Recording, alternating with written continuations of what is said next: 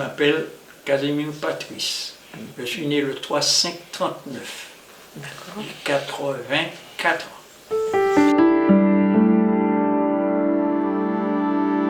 Il a 10 ans, c'est le fils à Loïc. Il a 10 ans. Ça, c'est le fils à Marquette. Ça, c'est moi quand j'étais jeune. J'ai 2 grands petites filles. Il y a une. Je dois avoir 24 ans. Elles sont toutes Tout ça, c'est mes enfants, mes petits-enfants. Et puis mon parcours, c'est que j'avais jamais été malade de ma vie. Et puis d'un seul coup, ça se déclenche.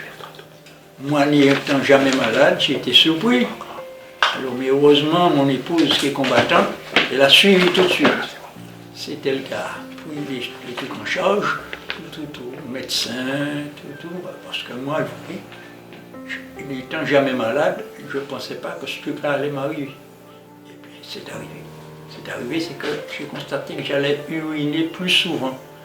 Mais moi, je ne faisais pas attention puisque j'étais jamais malade. Mais c'est mon épouse tout le temps qui me disait « Tu urines, il faut aller voir le médecin, il faut aller voir le médecin. » Et puis c'est elle qui m'a poussé. Puis quand on a été voir le médecin, et diagnostic, la prostate.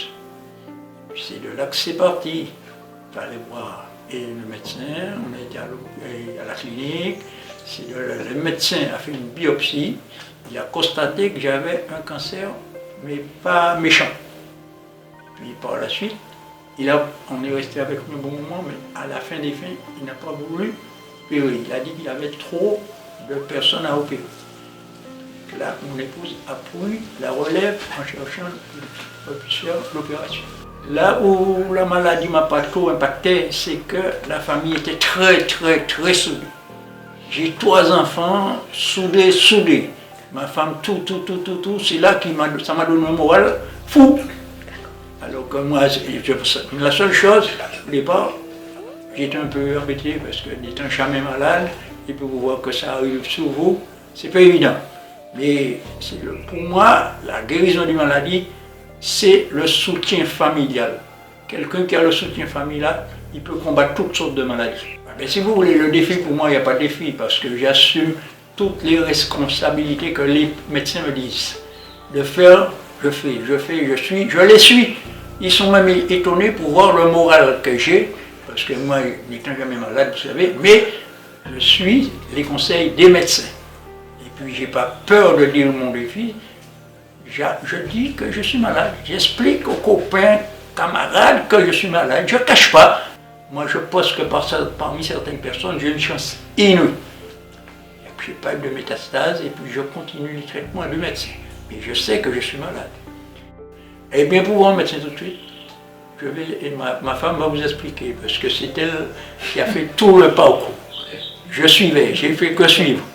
Et puis tout ce qu'elle me disait, je suivais, et puis pour moi le parcours était impeccable, parce que les médecins, c'est elle qui a été chercher les médecins. J'ai bien suivi, tout ce qu'on m'avait dit de faire, j'ai fait. J'ai pris son dossier, j'ai commencé à... Il m'a dit, j'ai 84 ans, je vais mourir, laisse-moi mourir. J'ai dit, non, ça se soigne. Mais les enfants voulaient, avec l'attente, il y avait une attente considérable. Ils avaient déjà presque pris le billet d'avion. Elle voulait.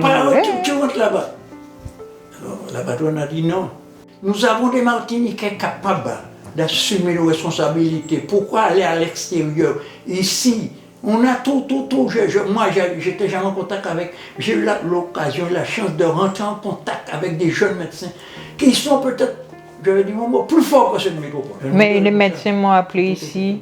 Quand j'ai pris rendez-vous avec lui, il me dit j'ai trop de patients, je ne peux pas prendre votre mari, je vais faire un courrier. Donc, et puis c'est là qu'il m'a appelé ici à la maison.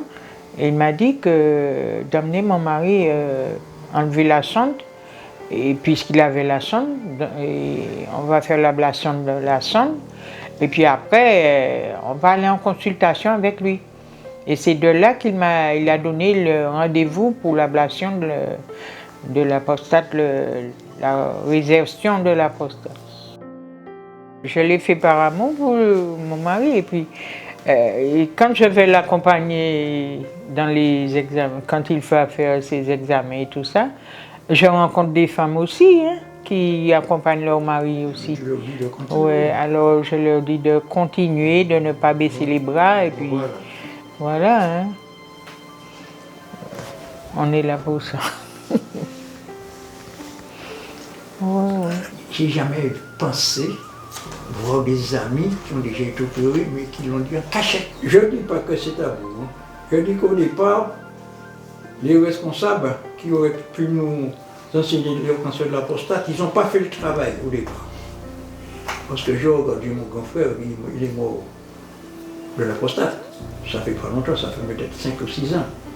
Il n'a jamais parlé de cancer de la prostate. Tout ce qu'il disait, tout ce que même sa famille, ma belle-sœur disait, c'est colique néphrétique. Colique néphrétique. Il a été à la clinique Sainte-Marie, à Saint-Paul. Non, à la clinique Sainte-Marie, on l'a opéré, c'est hernie discale. Hernie discale. Hernie discale. Et puis à la fin des fins, on voit que c'est le traitement qu'il prenait, c'est la prostate. Alors qu'on ne lui a jamais dit qu'il avait la prostate. La Ligue du cancer m'a accompagné. Pourquoi? J'ai eu la chance inouïe de connaître un des responsables de la Ligue du cancer, auquel je suis rentré en contact avec, qui m'a expliqué beaucoup de choses. Et puis, pour le mot qu'elle m'a toujours dit, Monsieur Patrice, je vais secouer le cocotier. Alors, la Ligue du cancer qui m'a dit qu'il va. Et positivement, ils ont secoué le cocotier. Parce que c'était pas facile à trouver un médecin à droite à gauche, tout. Et puis, dans une semaine, surpris, tout a été fait d'un seul coup, opération, tout. Et puis, la Ligue, j'ai mon chapeau pour la Ligue, hein, parce que jusqu'ici, j'ai un très bon truc avec eux.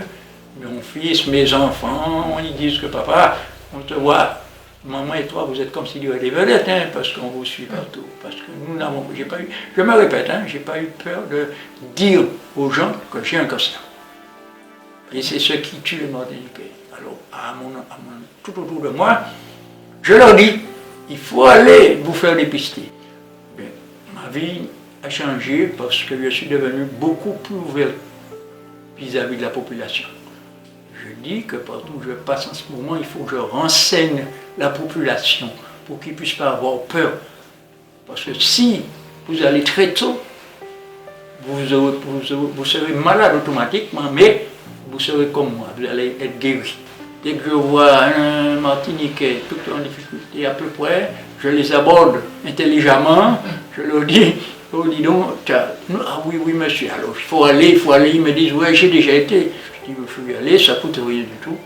Et puis l'opération c'est bénigne, c'est le laser, moi elle vous dit j'ai été opéré, le même jour, rentré chez moi, le jeudi j'ai pris ma voiture pour aller faire les courses, ma femme m'a engueulé, puis jusqu'à maintenant, je tiens à vous dire, je suis comme si j'avais été opéré. Je sais que je suis malade, mais j'ai bien suivi.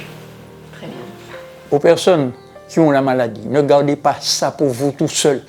Il faut y aller. Parlez-y aux amis, tout à côté. Peut-être qu'un d'entre vous va vous pousser à guérir. Vous devez vous prendre en main, vous serez guéri. Vous-même, c'est le moral qui compte. Et puis surtout, l'amour. Hein, l'amour. Et puis s'entendre, vous entendre plus, je me répète encore, 10 doigts est plus fort qu'un seul doigt. Il faut être unis comme moi je suis uni avec ma famille.